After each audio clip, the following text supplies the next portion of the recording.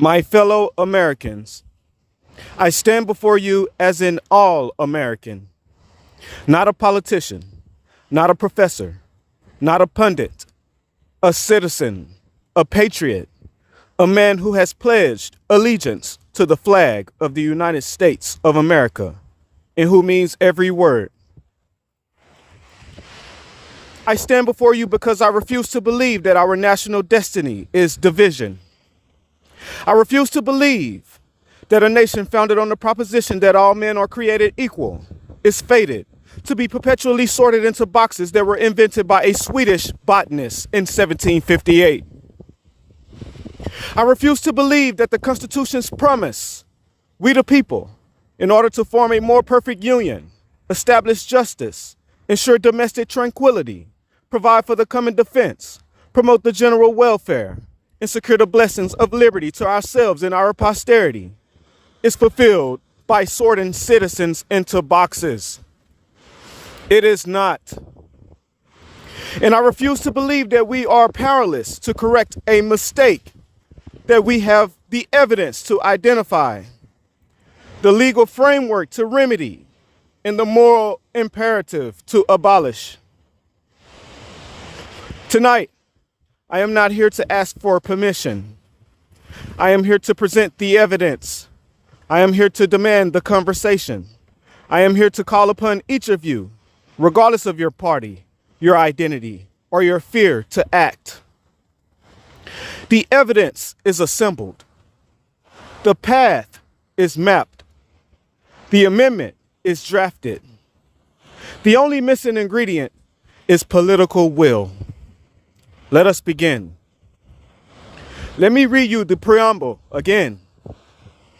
We the people of the United States, in order to form a more perfect union, establish justice, ensure domestic tranquility, provide for the common defense, promote the general welfare, and secure the blessings of liberty to ourselves and our posterity, do ordain and establish this Constitution for the United States of America.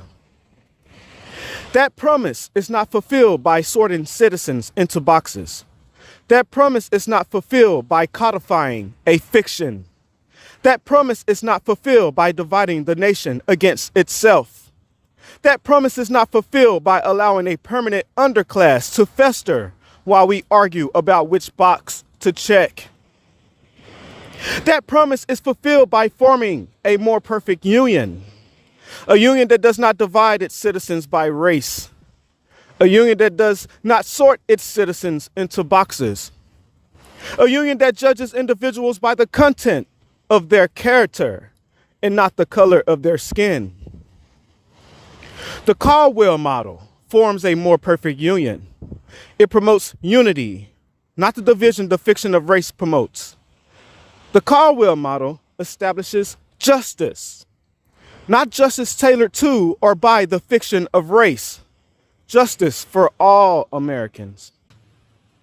The Caldwell Model secures the blessings of liberty. Liberty that is not limited by boxes. Liberty that is not constrained by categories. Liberty that is the birthright of every American. That is the promise. The Caldwell Model is the fulfillment. Fellow Americans, I want to speak to you about the emergency. We are a nation of immense wealth, immense power, immense potential. And we have built that power on the foundation of a lie. The lie that our citizens can be sorted into categories that determine their destiny. That lie is a vulnerability. Underinvested American communities, regardless of what those Americans look like, yield despair. And despair yields crime, overdoses, environmental harms, school dropouts, lack of capital, lack of safety, and cynicism of governance institutions. These communities are in a state of emergency. From an aerial view, from atop this thermal, the American mind sees as keenly as the American eagle. And deeper and further still, the harm is too prevalent. There is no excuse for choosing not to address it head on. Consider the evidence. A child growing up in poverty is more likely to drop out of school, to become involved with the criminal justice system, to suffer from chronic health conditions, and to raise their own children in poverty. A teenager in a disinvested community is more likely to run away from home because home is dangerous, and dangerous men exploit those homes. They exploit the desperation. They exploit the lack of opportunity. They exploit the absence of hope. The cost of inaction is staggering. Child poverty costs the nation between $800 billion and $1.1 trillion annually in lost productivity, increased crime, and higher health expenditures. That is not an estimate. That is a ledger. And here's the question that no one in Washington is asking. Why are we spending $1 trillion annually to manage the consequences of poverty while refusing to invest in the solutions? Why are we allowing a permanent underclass to persist while arguing about which race box to check? Why are we ignoring the emergency while claiming to be a nation that promotes the general welfare? The answer is simple. We have been blinded by the fiction of race. We have been told that poverty is a black problem. We have been told that poverty is a Hispanic problem. We have been told that poverty is an urban problem. But poverty is not a race problem. It is a class problem. And the fastest way to solve it is to stop asking for race boxes and start investing in the actual mechanisms of poverty. Fellow Americans, let me speak to you about the Constitution. Some will say, the government can't do that. The government can't spend that much. The government can't intervene in the economy. The prosecution submits, the government already does. The government spends $1 trillion annually managing the consequences of poverty. The government spends $450 million annually maintaining the race-based classification system. The government spends billions on prisons, emergency rooms, and remedial education, all of which are more expensive than prevention.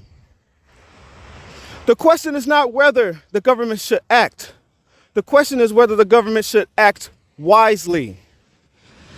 The Constitution does not forbid the government from promoting the general welfare. It commands it. We, the people of the United States, in order to promote the general welfare, do ordain and establish this Constitution. The Caldwell Model promotes the general welfare. It reduces poverty. It improves health. It increases educational attainment. It revitalizes disinvested communities. It secures the blessings of liberty to ourselves and our posterity. The current system does not. The current system perpetuates poverty. It entrenches disparities. It codifies a fiction. It divides the nation. And I submit to you that maintaining a system that codifies a false biological category, perpetuates poverty, and divides the nation while claiming to promote the general welfare is unconstitutional. Not because it violates a specific clause, but because it violates the spirit of the Constitution, the spirit of the preamble, the spirit of a nation that promises to form a more perfect union, establish justice, and secure the blessings of liberty. We have a constitutional duty to address this emergency. The Caldwell Model is how we fulfill that duty. Fellow Americans, let me speak to you about the misdiagnosis. For half a century, American policy has been built on a fundamental error, treating race as the cause of poverty rather than a correlate. The error is understandable. After slavery, after Jim Crow, after redlining, after mass incarceration, race and poverty are tightly correlated. A black child is far more likely to be poor than a white child. A Hispanic child is far more likely to be poor than an Asian child. But correlation is not causation. When economists control for income, education, and geography. Most racial disparities shrink dramatically. The white-black infant mortality gap narrows from 2.3 to 1 to approximately 1.5 to 1. The black-white test score gap narrows by 50 to 70% when controlling for school quality and family income.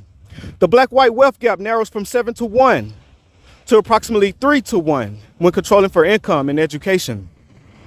The evidence is clear. Poverty is the engine of disparity. Race is a proxy, a crude, inaccurate, and harmful proxy. And the misdiagnosis has real costs. When policymakers attribute a disparity to race, they design race-conscious remedies, affirmative action, DEI quotas, racial set-asides. The remedies have failed. After 50 years, the wealth gap remains 7 to 1. The income gap remains 1.5 to 1. Infant mortality disparities persist. Educational gaps persist. Race-conscious remedies treat the symptom, not the cause. They address differential access to selective institutions, but they do not address the K-12 educational inequality, the housing segregation, the healthcare deserts, the intergenerational poverty that produced the gaps in the first place. The Caldwell Model corrects the misdiagnosis. It targets poverty, not phenotype, place, not proxy, proof, not prejudice. Fellow Americans, I want to speak to the forgotten, the rural American who lives in a county with no hospital, no grocery store, no internet. The Appalachian American, whose family has lived in the same hollow for 5 generations, working in coal mines that have closed and factories that have moved. The urban American, who lives in a food desert, where the closest supermarket is 2 miles away and the closest school is underfunded. The working class American, who cannot afford health care, who lives paycheck to paycheck, who wonders if the American dream was ever meant for them. You have been forgotten. The left has told you that your struggles are about race. You are privileged because you are white, and your poverty does not matter as much as the poverty of people of color. The right has told you that your struggles are about personal responsibility, that if you work harder, you would succeed. Neither has told you the truth. The truth is that your struggles are about class. They are about poverty. They are about geography. They are about lack of access to healthcare, to education, to capital, to opportunity. And the racial fiction has been used against you. It has been used to divide you from your neighbors. It has been used to make you believe that your interests are different from the interests of your fellow Americans. You are not the enemy. You are not the obstacle. You are the forgotten Americans. And you deserve better. The Caldwell Model is for you. A child allowance helps your family afford food. Universal health care helps you see a doctor. Universal pre-K gives your children a fair start. Tuition-free college opens doors you cannot imagine. Place-based investment rebuilds your community. None of this requires a race box. Fellow Americans, let me present the Caldwell Model's 5 active policy pillars. The child allowance, a monthly cash payment to families with children phased out at higher incomes. The evidence, the expanded child tax credit of 2021 reduced child poverty by 40% overall and 50% for Black children in 6 months. When the policy expired, child poverty returned to pre-expansion levels. Universal health care. Healthcare covers for all residents, regardless of employment, income, or pre-existing conditions. The evidence, Medicare, which is universal for those aged 65 and older, reduces the Black-white mortality gap by 30% at age 65. Universal healthcare eliminates the coverage gap by definition. Universal pre-K, free high-quality early childhood education for all 3 and 4-year-olds. The evidence, universal pre-K reduces the school readiness gap by up to 50%. Every dollar spent generates $4 to $13 in benefits. Tuition-free college for low-income students. Free public university for students from families earning below $125,000 annually, plus debt cancellation for Pell Grant recipients.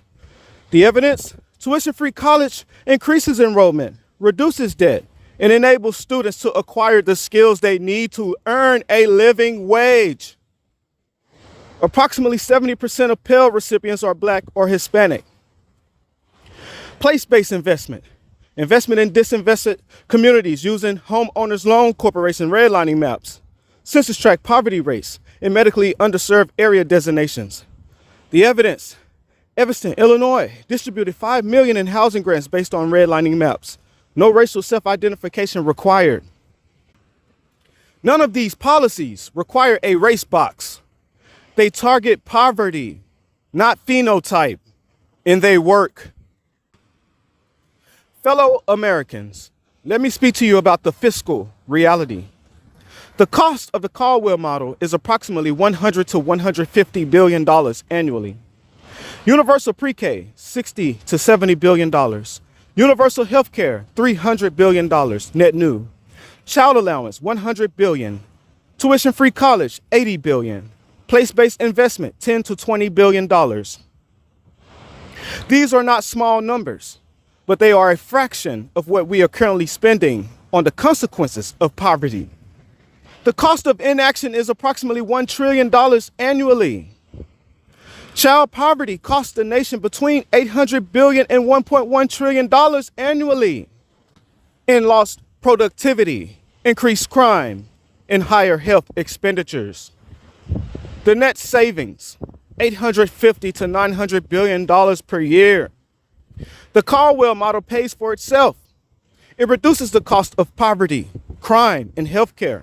It increases earnings, productivity, and tax revenue. It strengthens the economy and the nation. There is no trade-off. There is only a choice between continuing to pay the cost of poverty or investing in the solution. Fellow Americans, let me speak to you about the constitutional foundation. Race-based remedies are increasingly vulnerable. Under strict scrutiny, the government must prove a compelling interest in narrow tailoring. The Supreme Court has become increasingly skeptical of race-based classifications. The Caldwell model does not classify by race. It uses income, geography, and documented harm. Therefore, it triggers rational basis review, not strict scrutiny. It easily survives. The war on poverty was constitutional. Class-based policies have been upheld for decades. Place-based policies are constitutional. Opportunity zones, CDFI fund, and other geography-based programs have never been successfully challenged. Documented harm policies are constitutional. The 9/11 Victim Compensation Fund, the Holocaust Claims Conference, and the Indian Claims Commission all distributed benefits based on documented proof, not race. The Caldwell model is on solid legal ground. And if Congress passes Amendment 28, which would abolish all state-mandated racial classification, the Caldwell model becomes not just permissible, but necessary. Fellow Americans, I ask you to act. If you are a citizen, demand that your representatives co-sponsor Amendment 28. Refuse to check race boxes on forms that are not legally mandatory. Support class-based policies, child allowance, universal health care, universal pre-K, tuition-free college, place-based investment. Share this book. Start a reading group. Post about it online. If you are a policymaker, introduce the Caldwell Model Implementation Act. Hold hearings on the rescission of OMB Directive 15. Amend the Voting Rights Act to replace race with language minority and geographic criteria. Fund the 5-year transition. If you are a judge, apply strict scrutiny to racial classifications consistently, including the classification system itself. Recognize that facially neutral class-based policies are not subject to strict scrutiny. Uphold the Caldwell model when it is challenged. If you are a journalist, cover the transition, explain the neighbor test, investigate the harms of race-based algorithms. Stop treating some other race as a curiosity, treated as a symptom of a broken system. If you are a student, read the footnotes, verify the claims, write your own papers, your own theses, your own books. The fiction of race is not eternal. It was built. It can be unmade. Fellow Americans, I close with the preamble. We the people of the United States, in order to form a more perfect union, establish justice, ensure domestic tranquility, provide for the common defense, promote the general welfare, and secure the blessings of liberty to ourselves and our posterity, do ordain and establish this Constitution for the United States of America. The Caldwell Model fulfills that promise. It forms a more perfect union by ending the division of racial classification. It establishes justice by targeting poverty, not phenotype. It ensures domestic tranquility by investing in forgotten communities. It provides for the common defense by strengthening the nation from within. It promotes the general welfare by lifting the permanent underclass. It secures the blessings of liberty to ourselves and our posterity. That is the promise. The Caldwell Model is the fulfillment. The evidence is submitted. The case is closed. The gavel falls. Now the choice is yours. The fiction dies here. The future begins now. Thank you. God bless you. And God bless the United States of America.